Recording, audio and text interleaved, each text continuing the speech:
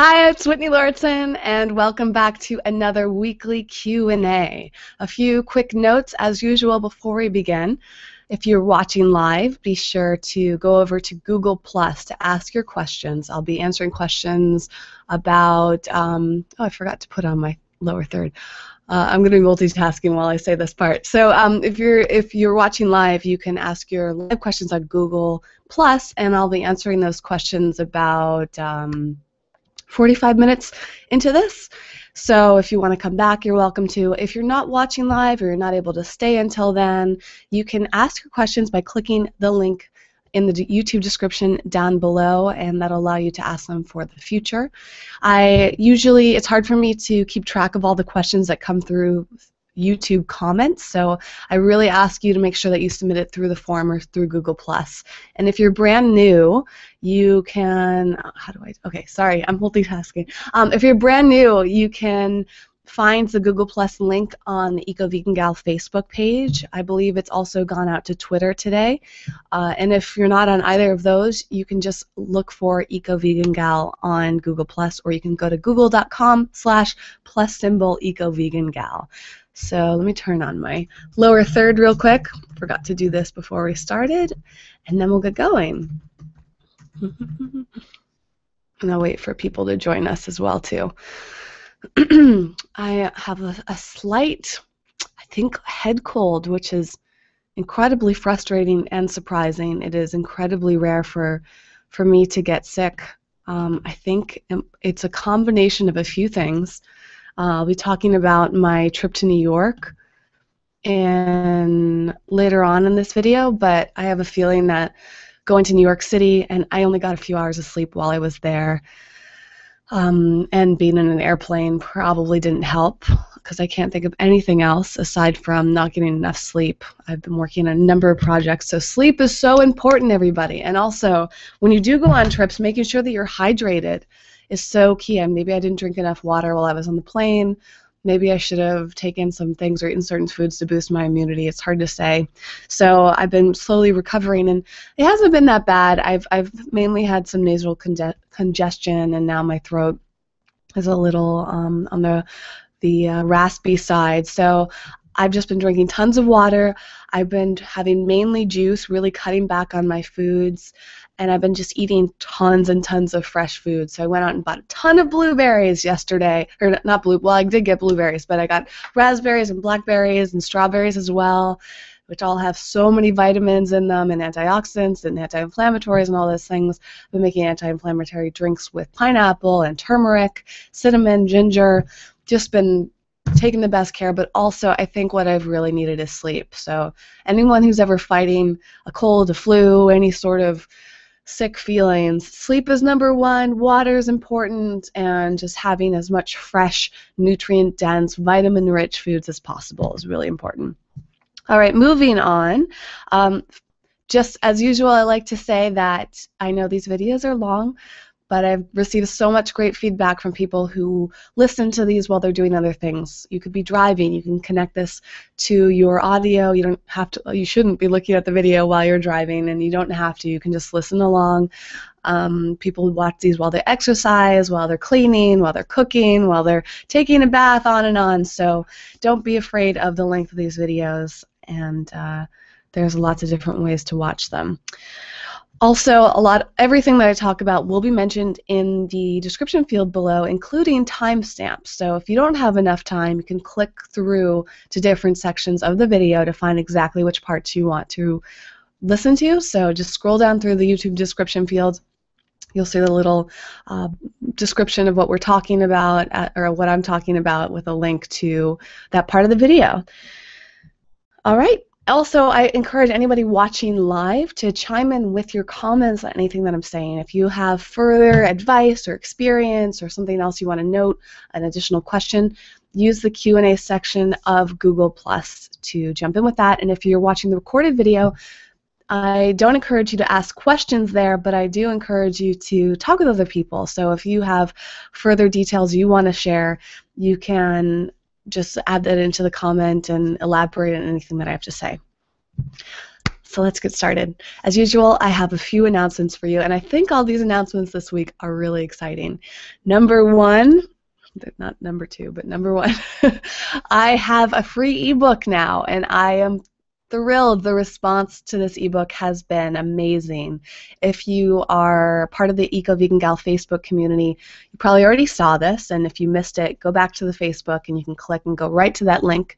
And if you don't know what I'm talking about, it will be in the YouTube description. You can click on it and get yourself a free ebook. The topic of this ebook is healthy, cheap, or easy, cheap, healthy vegan meals. It is basically just my top 5 tips on how to save money on healthy foods, tips on, or a list of the most inexpensive healthy whole foods, and then a few meal ideas that are kind of recipes, but all very simple things that you're probably already eating or have eaten enough and didn't realize how inexpensive they were. And this is really, I don't want to say it's a teaser, but it's kind of something to tide you over before my big ebook comes out, which I hope will happen in the next month. That one is called Healthy Vegan on a Budget, and that's going to be a full-on, long ebook with all the tips I've ever gathered around saving money while eating healthy and not thinking that healthy food has to be expensive, because I think that's a huge thing that gets in people's way. So stay tuned for that. You can actually sign up for a little notification email list for the Healthy Vegan on a Budget ebook, but get the free ebook right now. The link will be there, and if it's not there on YouTube yet because I'm still recording, you can go over to Facebook, or if you are subscribed to the Eco Vegan Gal newsletter, which I hope you are, that has also been announced in that newsletter as well. And speaking of that newsletter too, also on the Eco Vegan Gal Facebook page, there is a link to some new shirts I'm making today, and you've probably seen me wear these many times if you've been watching. I have these Food is My Healthcare shirts. I received a lot of requests to turn them into tank tops, so I'm working on that process right now, but I have a bunch of ideas and I can't decide which to go with, so I want your input on that. So head over to the Eco Vegan Gal Facebook page to vote for which of the tank tops gets produced first. I have a lot of people saying they want them all to be produced, which is amazing. So hopefully I can get that done as well, and I would love your feedback.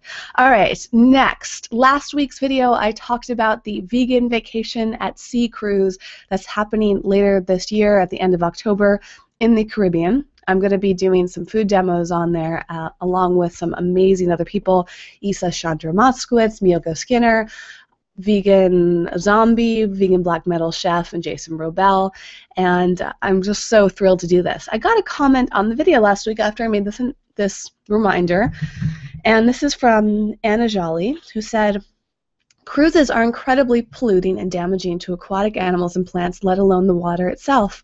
I do respect you and your aim to promote ethical consumerism and environmentalism, but please, please, please research just how damaging cruises can be to the environment and animals before continuing with this. A quote-unquote vegan cruise is really just cruel and ironic in itself." Well, I want to assure any of you watching that I do tons of research on everything. It is almost a curse how much research I do. I have learned this from personal experience and professional experience. I want to make sure that every decision I make, things I talk about, are really well researched. And in fact, I'll be talking about a later video that I spent days researching before I did. So I wanted to gather some quick little bullet points about cruises to inform everybody what I've learned.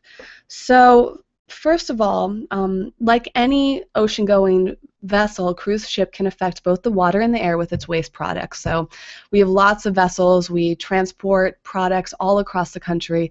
So first I'd like to say I think that cruises get a lot of focus on them because they're for entertainment, but we can't forget that there are vessels all over the water all the time, and if we're buying food from another country, there's a good chance that it's coming across on a vessel, right? So grouping this into vegan, I'm sorry, cruises are bad for, if you're a vegan, that's ironic. Well, if you're getting like coconuts from Thailand, those are probably coming across the sea on a vessel, and those are happening constantly. Now, I'm not an expert on how food is transported via boat, but I do know that a number of our products are shipped on boats. So we can't just blame cruises here. There's a lot of vessels going on there. Now, here are some things that happen in terms of environmental setbacks with any of these boats. Is they have gray water and what they call bilge water, but a lot of these ships actually treat the water before it goes in, or the bilge water, gray water, whatever it's called, and that's just like various waste that's collected on the ship, and they're usually treated before it goes into the water, and this is done because of various regulations. Air pollution can happen from the ship's smokestacks. It's a hard thing to avoid, but that happens, and air pollution happens in a number of things, and personal waste can end up in the ocean as well. A 7-day cruise, which is what the vegan vacation at sea is, produces about 18 days worth of carbon dioxide, which is about 137 pounds of CO2 per person, which is about 1 ton. And cruise ships have a carbon footprint that is 3 times larger per passenger than a Boeing 747 airplane. However, unlike an airplane, a cruise ship provides transportation, accommodation, and entertainment. So there's a lot more happening on it than it would with an airplane. So some of these facts may seem scary, and it's completely understandable. I'm not advocating for people to go on cruises every single year, all the time, make it a regular thing. I've never even been on a cruise before.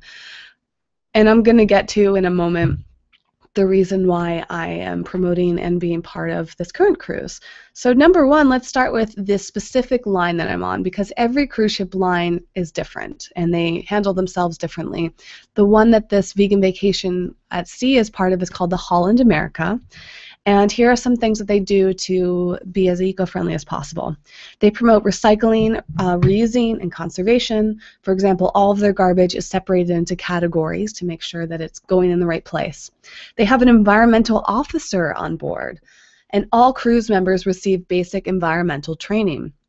They have a wastewater treatment. They use shore power, which means they plug into a local power grid whenever they're docked on land. They have a whale conservation program, so they work very hard to avoid any whale strikes or any other animals. And they donate supplies through Ship to Shelter, which you can learn more about if you would like through their website. Holland America has also had a lot of environmental improvements through 2012, and there's actually a cruise ship, I forgot what it's called exactly, but they rate all the different cruise ships, and they had an overall grade of B, which is actually good. They came in number 3 out of all the cruise ships, or major cruise ships, and I think there were like 13 on this list. So they did quite well, and there was a number of different factors on there. If you want to learn more about that, perhaps I'll link to it down below. So here's why I believe that despite the drawbacks of a cruise, this specific vegan vacation, there's several actually vegan cruise arrangements going on right now. There's a really popular one called, I think it's called Taste of Health, and that one's been going on for years. I've heard fantastic things about this. Now, this is why I feel like a vegan cruise is worthwhile every once in a while, maybe once in your life. An average American's diet has a food print of around 2.5 tons of CO2 per person each year. So going back, one 7-day cruise has about a 1 ton CO2 impact. However, the average American's diet is 2.5 tons per year. Now that's a big difference between 365 days versus 7 days, but follow me here. 51% or more of global greenhouse gas emissions are caused by animal agriculture. So if we all went meat-free, just 1 day a week, it would be like eliminating about 8 million cars.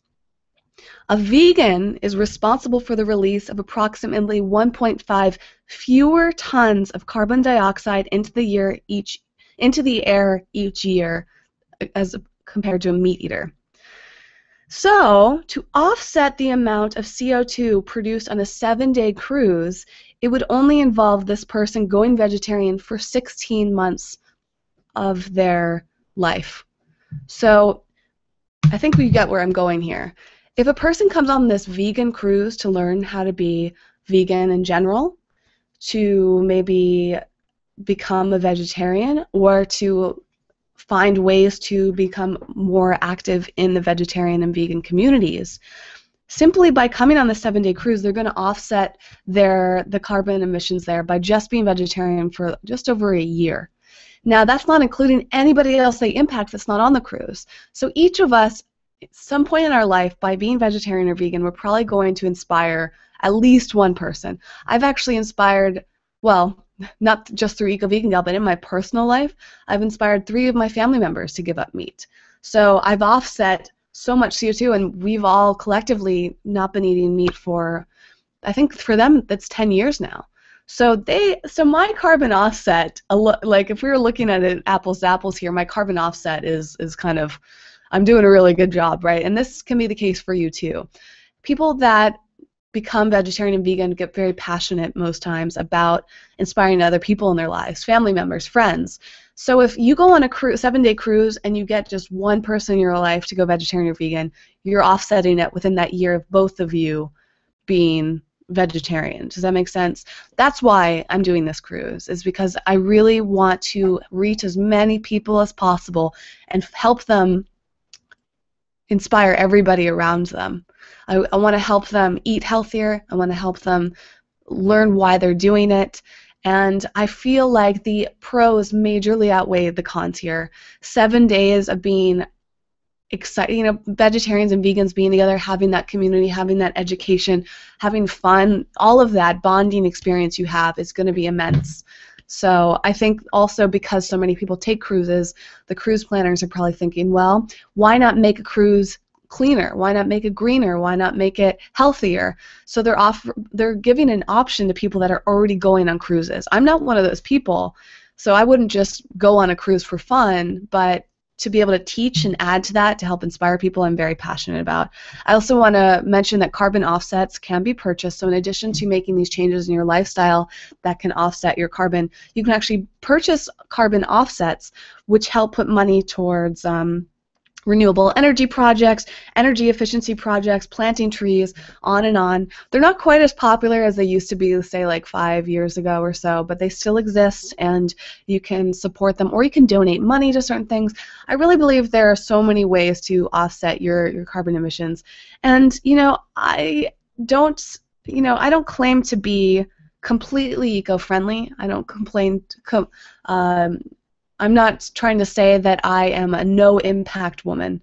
I am a low-impact woman. I don't believe in perfection. I believe in progress.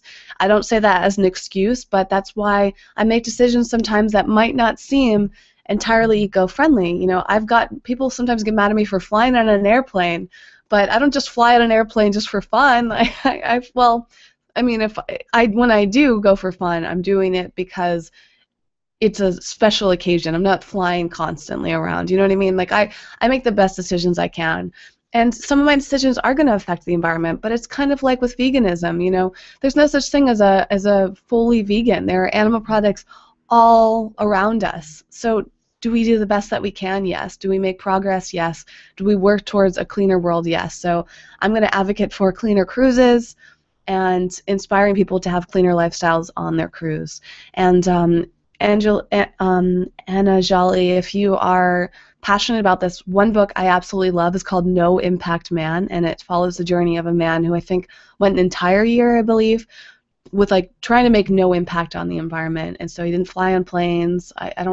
He didn't drive any cars. Like, it just goes on to all these extremes, and it's really inspiring. So if that's the type of lifestyle you want to try to lead, props to you. I think that doing it is wonderful. It's just not personally what I'm striving to do at this time, because I want to reach a really big audience, and doing so requires making a lot of compromises. Okay, moving on from that. Speaking of which, speaking of airplanes, one of my recent plane trips required me going to New York, and that was to be part of this show on Fox called The Stossel Show. I believe I mentioned this in last week's episode. And this episode was all about food. The episode's called Food Fight, and it aired on this past Thursday. It aired yesterday, and it's airing again this weekend. For sure, it's airing on Fox Business Network Sunday at 10 p.m. Eastern and 1 a.m. Eastern on Monday. So you can set your DVRs or sit down and watch it. And if you're not in that time zone, just convert it to whatever your local time zone is. And it's on Fox Business Network, so not just the regular Fox channel. It also should be available online, hopefully within the next 2 weeks, and of course I will link to that. So this relates to another question Miranda asked, I'm just curious what else is in the works. I haven't seen any other Eco-Vegan Gal videos in a while, in addition to these Q&A videos. I'm wondering if you have any other videos planned for the near future. In fact, I just did one. I did one related to the Stossel show. On the Stossel show, I only had a few minutes to talk about why I don't eat anything with a face, aka why I'm vegan. So I decided to elaborate on all the notes that I took.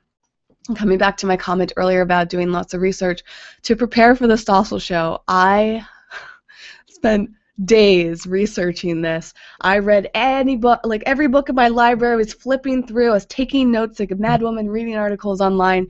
I wanted to make sure I was so prepared and had all the facts and really got like super confident about things. And of course, I only got to hit the tip of the iceberg on that. So I recorded a whole video, which is now live on the Eco-Vegan Gal YouTube page, and you can watch that. It's about a 20-minute video talking about why I don't eat anything with the face and all the facts I've learned to back up that standpoint. So I recommend watching that.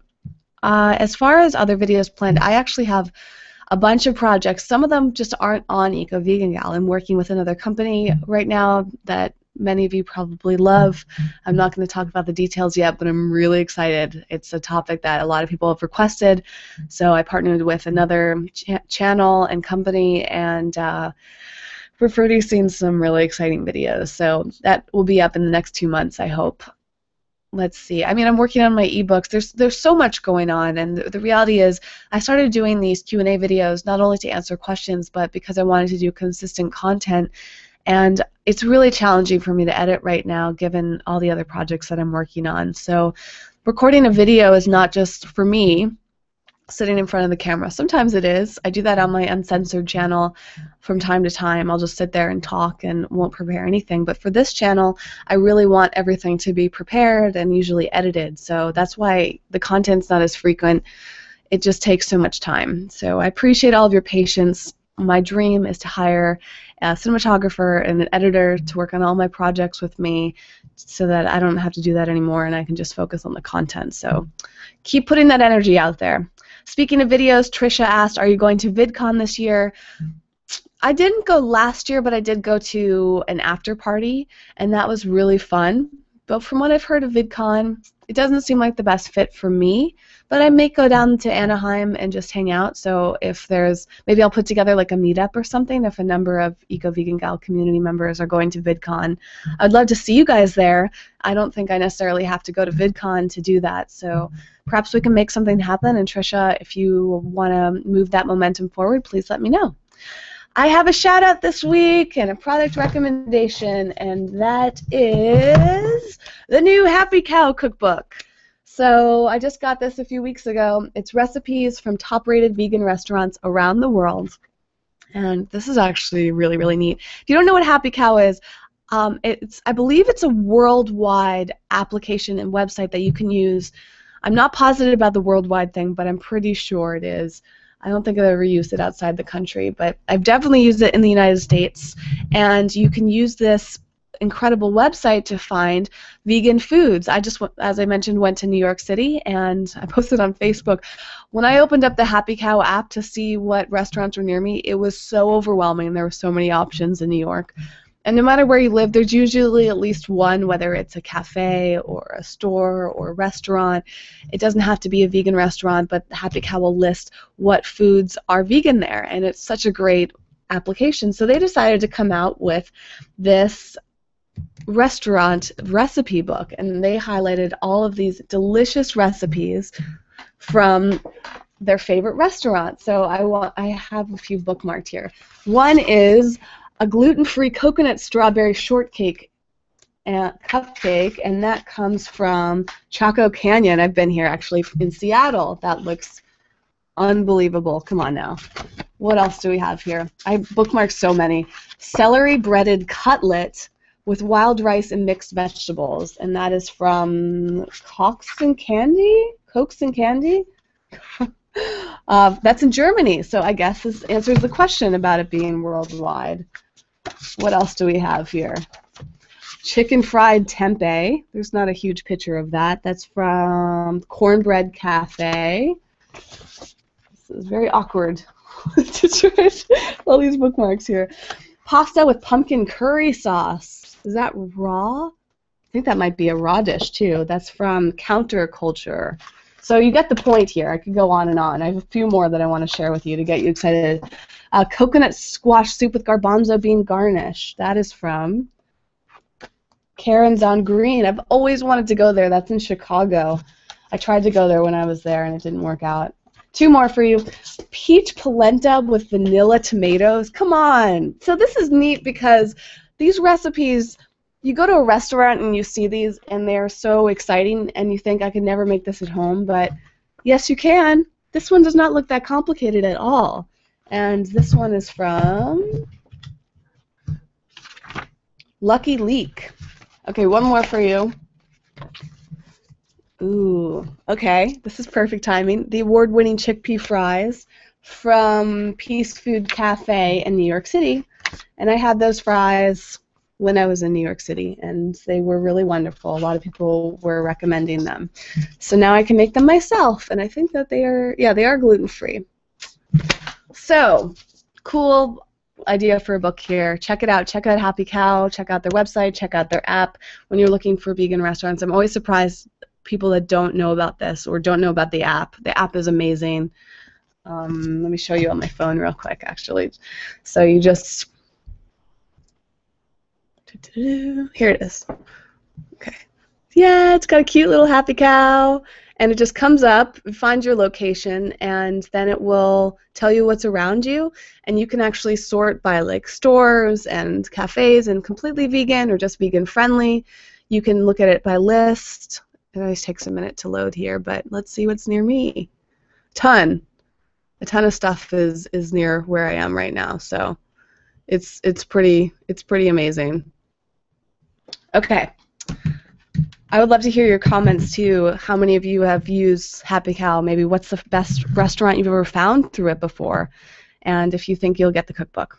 Let's move into the other questions. So the first one is in the Eat section, and this is from Daryl. It's a little bit of a long one. I love shopping at farmers market. I don't want to sound negative, but why do people in the natural world seem to believe that those that grow produce and sell them at the farmers market are more honest than the average person? Interesting question. I've never thought about that before.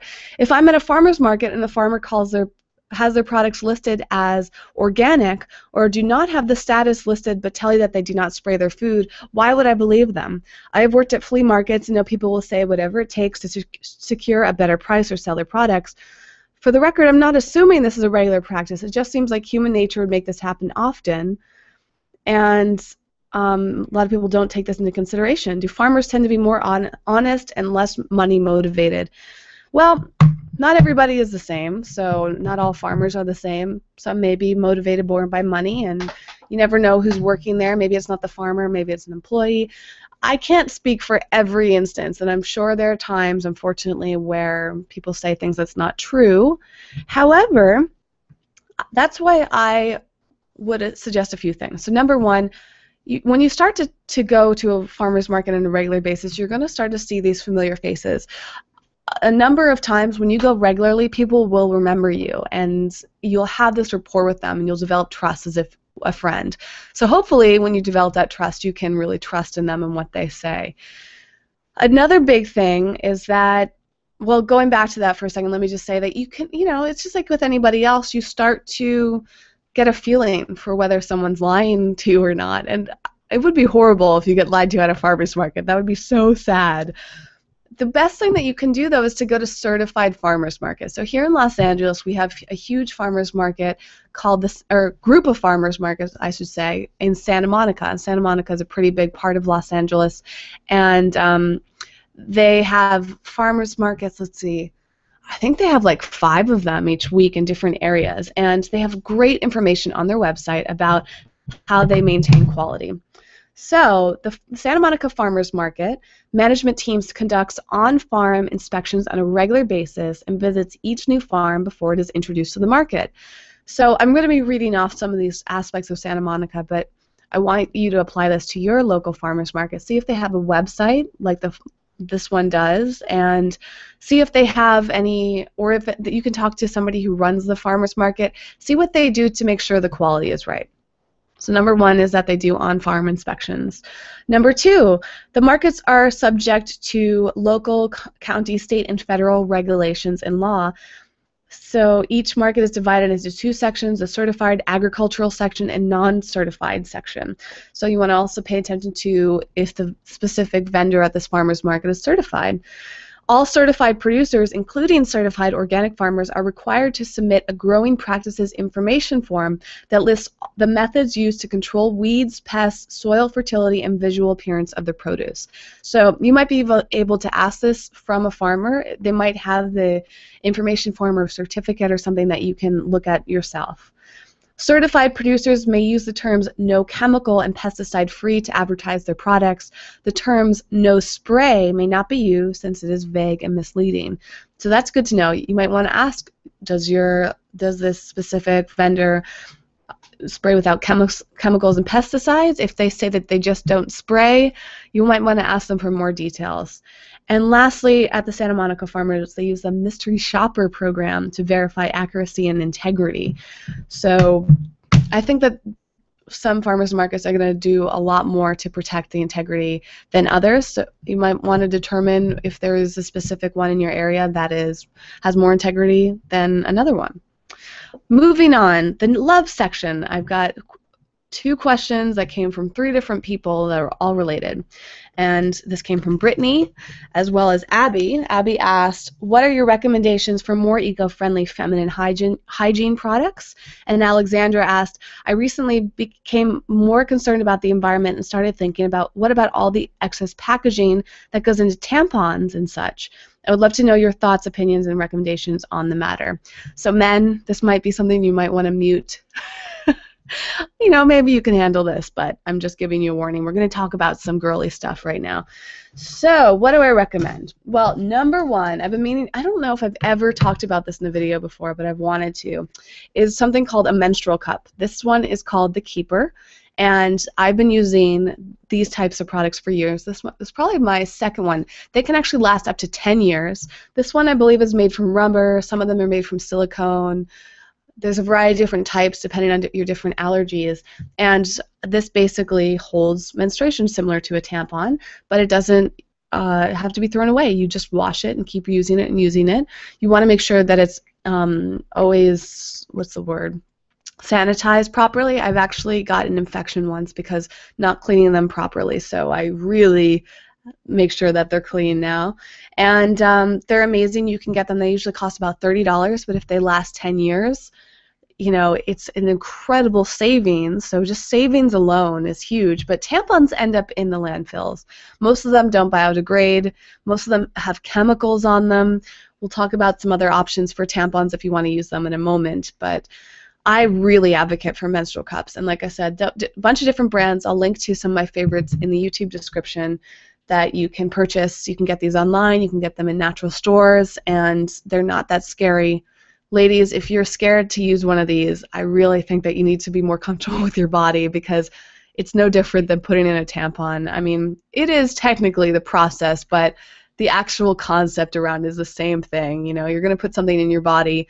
If you're having sex, you know, you got to be comfortable with your body, right? If you're not having sex yet, it's time to start exploring it and empower yourself to feel more comfortable with what your body does and what it looks like and what it feels like.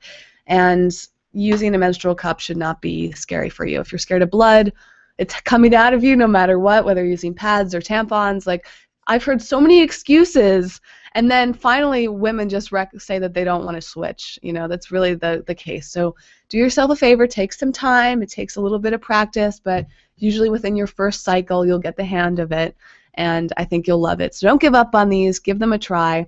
There's also a type that I believe can be disposed of, or maybe it has like a few uses. I'll give you a bunch of different options down below about the different types. Now, if you don't want to put anything inside, some women don't want to do that at all. There's actually a reusable pad alternative. They're called Glad Rags, and I think that there's maybe a number of companies, but I'll link to that below.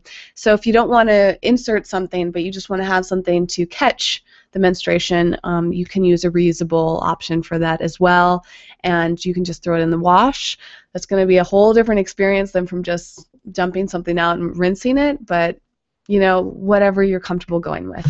If you really don't want to do anything reusable yet, again, I encourage you to move forward. There are some organic options. So the number one is a chemical side of pads and tampons. They are often bleached. I can't remember off the top of my head, but there's a number of different things going on with them that you don't want anywhere near your body, especially with that intimate contact for hours and hours and days.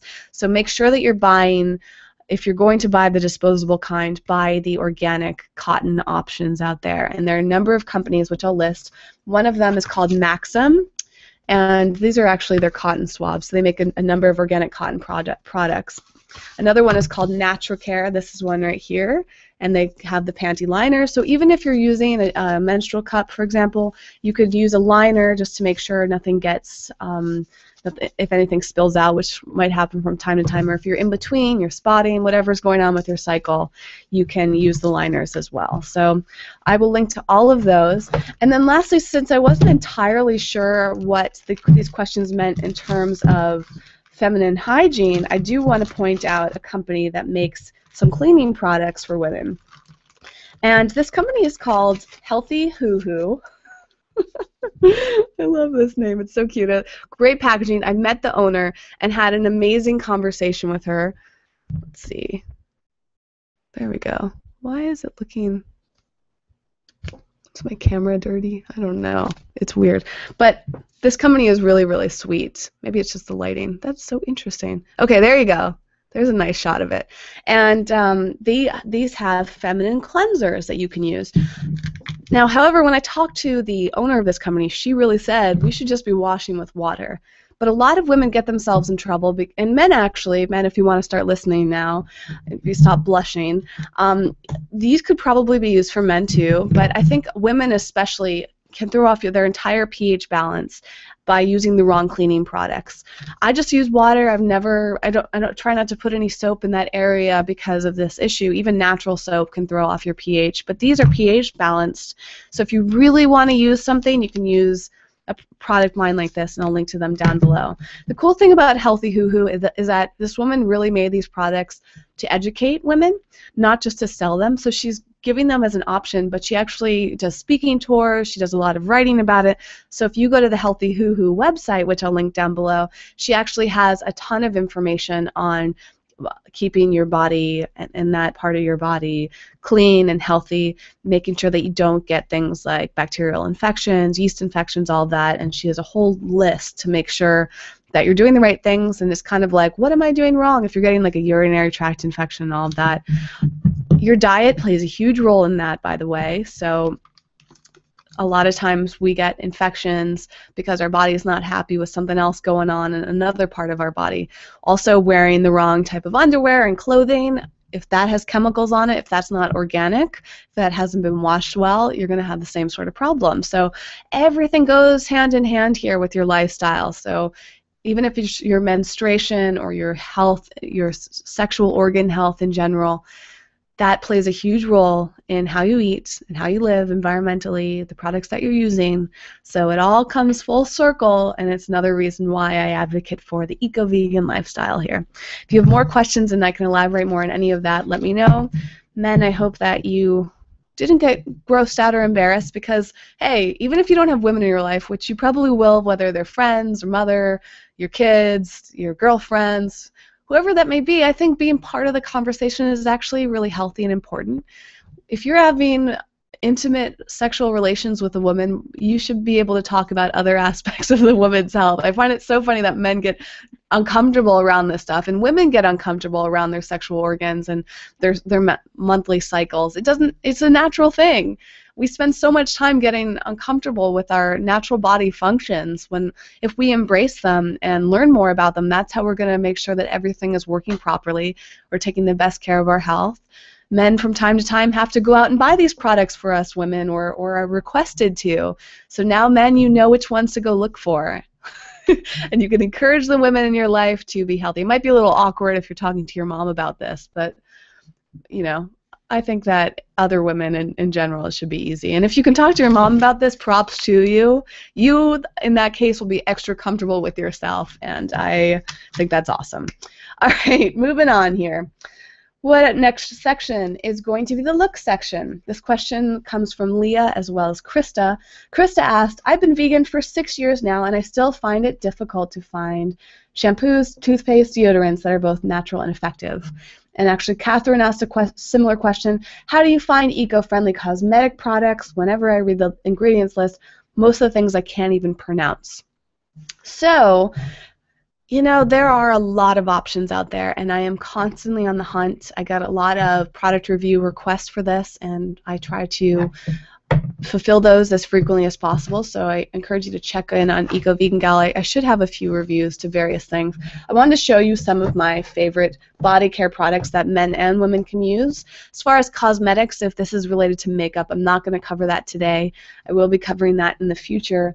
But these are just a few. So I've talked about Avalon Organics before. They make the hair products as well as a few body products. They have a bath and shower gel that I really love. It's a peppermint. It's very invigorating, and it lasts a super long time. I've been using it for months now, and I've only used this much of it.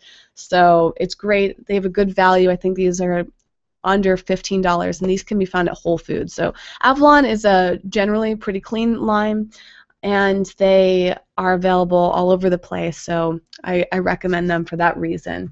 But most of the other brands I recommend tend to be super, super clean and are smaller companies that you might not be able to find in stores, but you definitely can find online. So one of them is called Miski, and these are available online. I found these, the company Ogio from Ultimate Superfoods sells these, and I've been trying this out. Again, it lasts for a long time. I've been using this for a while now, and I've only gone through about 2/3 of it. And it's, you know, it's not anything special. It doesn't have any great smell to it, but it gets the job done. This is what I've been using to clean my face. Sometimes I swap off my facial cleanser with this one called Bare Bones.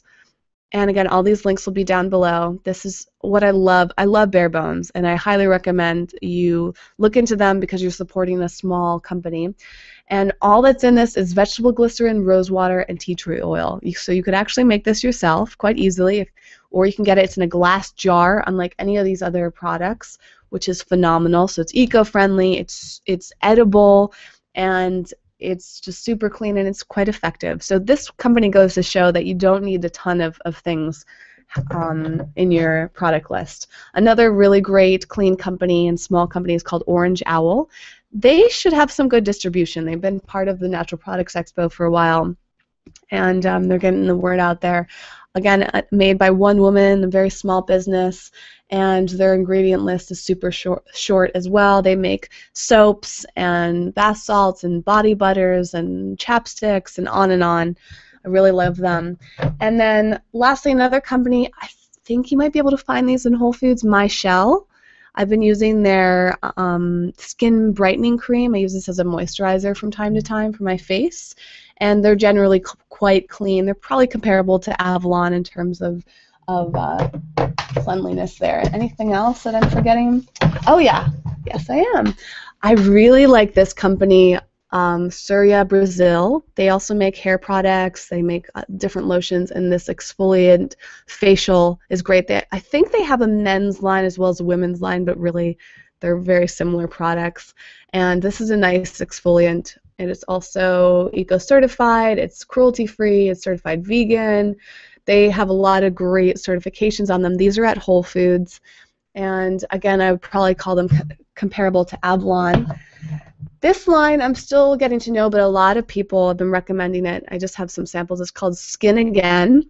I need to do more research in it, but it's kind of been the talk of the vegan town recently, and they have a number of body care products specifically for different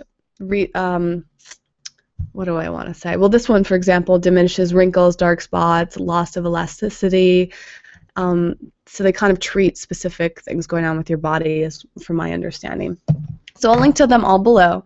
In terms, you know, these products are just what I pulled out of my bathroom. I'm always swapping them out. If you are looking for specifics yourself, I say the #1 thing to do is to go on the EWG, the Environmental Working Group's website, /Skin Deep. I've talked about this before. This is like the best resource for body care, and you can look up any brand that you're thinking about buying, or you can, sometimes they have little guides on there, and it'll tell you from a scale of 1 to 10 how clean their ingredients are and how they're going to affect you. So Avalon, for example, usually gets a 3 or a 4, which is pretty good. That's considered safe. I would guess Surya Brazil would probably be around the same range. I always go for 4 or below, but ideally like a 0, 1, or a 2 is really exciting. Some of the things they tell you to be aware of are not that bad, but it's all up to you and what your comfort level is. You can download an application for your phone as well, so when you go to the store, you can scan different ingredients or different products and get a rating right there on the spots. Just becoming more educated, trying things, experimenting, and I always recommend supporting small brands. You can find products at farmers markets, at local events. You know, small stores are great too, and those tend to be really clean. They don't have a lot of preservatives in them because they're not meant to last that long. I think it's just an ongoing journey for finding the best products, but it shouldn't be that hard or frustrating. Start with a few and just think of it as a fun process. I love it. I get so excited to discover new products. 2 more questions, then I'll open it up to live questions here. Feel. What is the first tip you would give someone who is on a journey to start eating more healthily and wants an improved, healthful lifestyle, not just quick weight loss? This is going to be a super quick answer because my #1 tip for this to get healthy is to have less processed food and products in your life. As just mentioned with these, when you're eating whole, fresh, nutrient-dense foods, your entire health is going to shift. And of course, I advocate for a plant-based diet, but if you're not quite vegetarian or vegan, simply adding more fruits and vegetables that are in their whole form, whole grains, nuts, legumes, seeds, all of that into your diet is going to make a huge impact on you. My entire health shifted when I went vegan, but it especially shifted when I started on focusing on less processed foods, when I started eating less oils, which are processed, when I stopped eating refined sugars, when I even took salt out, but salt doesn't have to be processed. You can get really high quality salt, but just really being conscious about it. And there's a really great website, actually, I'll link below, called The One Ingredient Chef, and I love the concept around that because he doesn't just use one ingredient for each recipe, which it might sound like. He actually, for every recipe, every ingredient within it is just one ingredient. It's not like he's using tortilla chips that have 10 ingredients in them. That is not a whole food, technically. A whole food is just one food in its state, like an apple. It's rice. You know, these are just single ingredients. Now, something like tortilla chips could be considered healthy if each of the individual ingredients within it are whole foods and it's not super processed or preserved or doesn't have a ton of added oils and salts and all of that in it. You can make it yourself too, by the way. So I'm not saying not to eat packaged foods at all. I'm just saying that look for how processed the packaged foods are. I certainly have my fair share of packaged foods from time to time, but I always look at the ingredient list, and if it happens to be processed and I want to have it as a treat every now and then, it is super moderation. And when I say that, I mean like maybe once a month, maybe a couple times a year. It's got to be a treat. The rest of my diet I want to eat at high-quality restaurants or make at home from scratch. And I'm going to be talking so much about this in the ebook, Healthy Vegan on a Budget, that the book is not just about saving money, it's also about the type of foods that we eat and how they impact our health. So that was supposed to be a short answer, but I get so passionate about this. Just cut out the processed stuff, cut out the processed products. This is such a great example. You can make this at home. You know, it's so simple. Or you can buy products that have, 5 ingredients or less, no preservatives in them. That is going to change your health more than anything else that I've come across so far. The last question, prepared question until I get to your live questions. So start writing them in the Google Plus section so I can get to them. Last question comes from Janelle York, who has a really great website. I think her website's called Your Vegan Punk Pinup. But if you just type in Janelle York, check her out. She's really a cool person. She said, I recently watched the Healthy Vegan Cheapskates video. Where did you get the reusable bags you used while buying bulk goods? Well, Janelle, I actually have a whole video on this called The Guide to Small Reusable Bags for Produce and Bulk Items, and of course that will be linked down below. But I want to show you a few here. So one of my favorite brands is called Chica Bags, and they make various bags. These are made from, I think, plastic bottles. So they took like bottles that have been recycled and turned them into bags here. And they use a variety of different materials. Sometimes they use hemp. I don't know what else. But if you go to Chico, not Chica, Chico Bag. Again, all of these will be linked down below, and they have different size bags for different reasons. All of their bags actually tell you what to use them for, like what produce and all of that. This one is so worn away because I've used it so much. Yeah, this one's made from recycled plastic bottles, which is really neat. Another brand I like is this guy right here, and which one is? I think this one is called Eco Bags. Yeah, just called Eco Bags. And again, these will be linked. And this one is, I think, just an organic cotton bag. And then I use a lot of random bags. This one just came from a gift. This is probably like this is a eco-friendly material that I can't put my finger on at the moment, but this is great. I put like beans and stuff in here. I have another big bag for like huge bulk purchases. This came from when I bought some organic sheets, so I reused this. So if you're buying like a ton of rice or beans or something like this, these are great. So you don't necessarily have to go buy new bags. I've seen people turn old t-shirts and clothing into produce bags just by sewing them. So you can buy them, you can reuse something, you can make your own. Lots of options. Check out that video, which will be linked, and check out those brands if you want to buy some right away. All right, let's jump into questions. I love answering questions. Okay. Let's see if anybody... Ooh, okay, we've got a lot. So, hello to Marvin, and hello to Raymond, who are just kind of commenting here.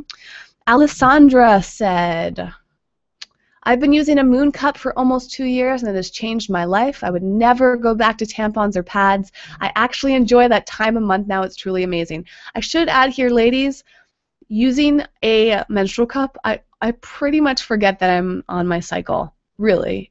You put it in, you don't have to think about it. I hated the days when you had to change your pads and your tampons over and over again, and they were gross, and you had to plan your whole 5 whatever days around changing them. If you went to the beach, for example, it was so uncomfortable and gross if you had to go in like a porta potty. The great thing about menstrual cups, you can wear them all day, and you can wear them while you're sleeping, and they rarely spill. So I agree with Alessandra. It's actually much more enjoyable. I don't know if I look forward to it, but it's better. And, oh, Gabrielle, she just wanted to say she was excited for catching this live. She's got her snacks ready to go. I want to hear, Gabrielle, what snacks have you been eating and enjoying while watching? I'm getting really hungry right now, so I want to hear. And I guess this might be our only question at the moment, which is good because we don't have a ton of time, but if anybody else wants to sneak in a few, I'm ready for you. Victor said, how do you identify signs of burnouts? Great question, and what do you do to avoid it? I find that I wait too long before addressing my physical, psychological needs. Also, my wife will now be proud to know that I know what a keeper cup is. Yes, Victor! Victor is an awesome guy. He's one of those guys that... he's such a great addition to the Eco-Vegan Gal community, and he's a male addition, he's married, he's just so enthusiastic. So Victor, you rock. I really appreciate you, and I now appreciate you on a whole new level because you are comfortable learning about menstrual cups, and if your wife is using one, she's probably impressed that you know this much about them now. But back to your question, how do you identify signs of burnouts, and what do you do to avoid it? Well, this week has been a perfect example. I think I burnt myself out and I got sick. So number one is when you get sick, that often means that you're burnt out. Sickness can come from stress, come from lack of sleep, and you know, that's kind of like your body saying you need to stop. And I had to skip yoga for 3 days because I just didn't feel good enough. It was not a happy choice for me, but my body just said, take a step back. Right? So sickness is often the things. When you get tired, too, so many of us don't sleep enough. So a huge sign of burnout will be that you're tired, and we for whatever reason, sleep has not been a huge priority for a lot of us, but sleep is so important. Get your sleep. I'm going to do a whole video on sleep in general because I think it's so important.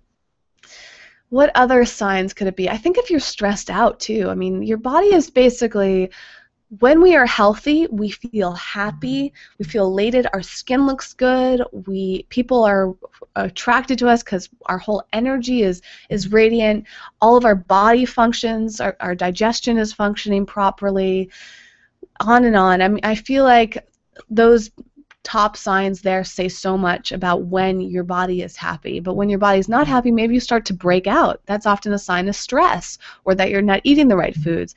If you start having infections, or like I said, if you're getting sick, those are signs. Your body will tell you, in most cases, when you need to be paying attention to it. And mentally, too, if you're feeling stressed out, if you're feeling overwhelmed, those are a huge sign of burnout. And for me, I just try to sleep more. I make sure that I'm having the most nutrient-rich foods ever, lots of juices or smoothies, lots of fresh food.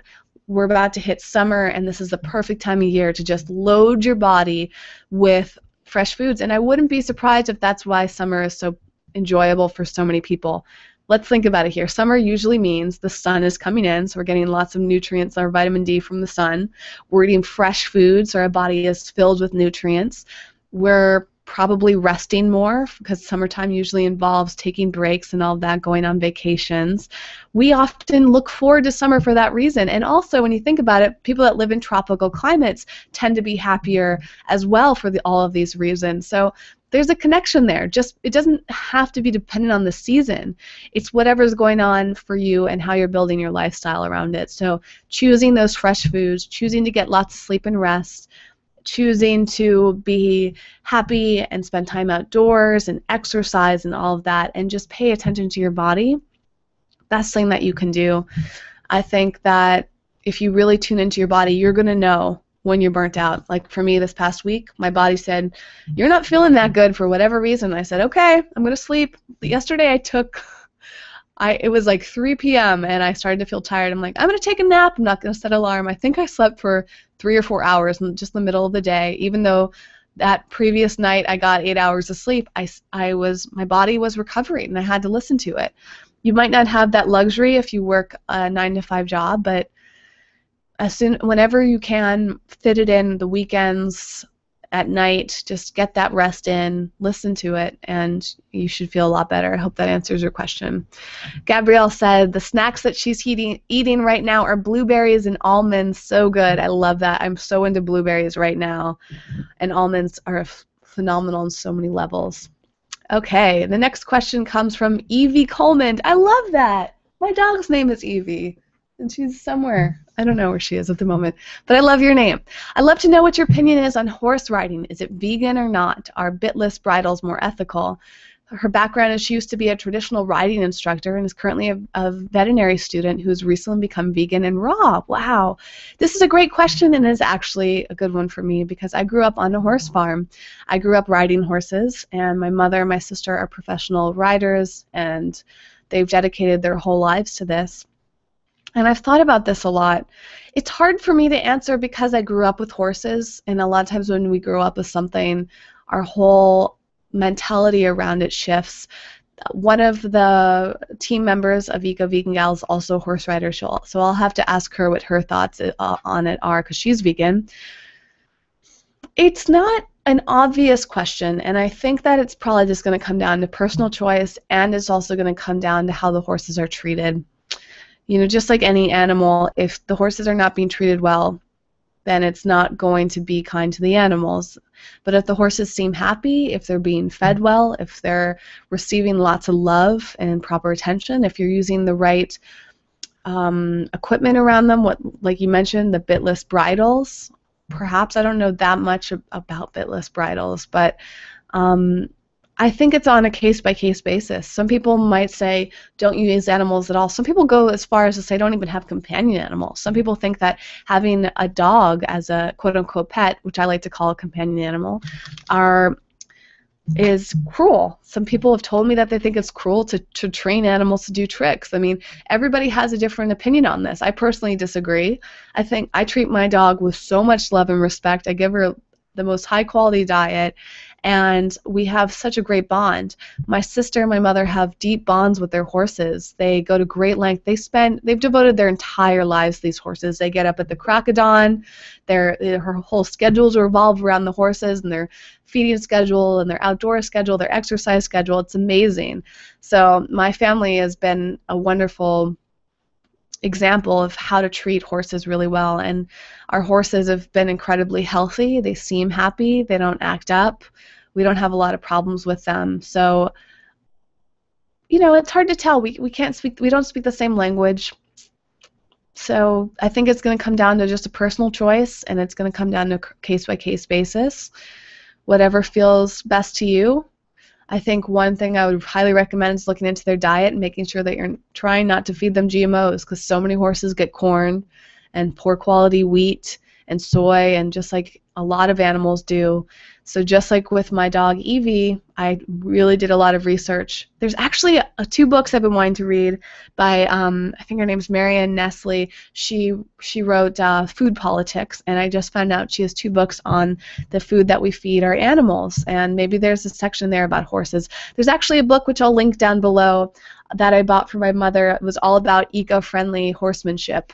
And I'm sure there's a number of books on that. So you might want to do some reading, start talking to other equestrians out there, and see what their opinions are, and be very clear about how you decide to treat horses yourself.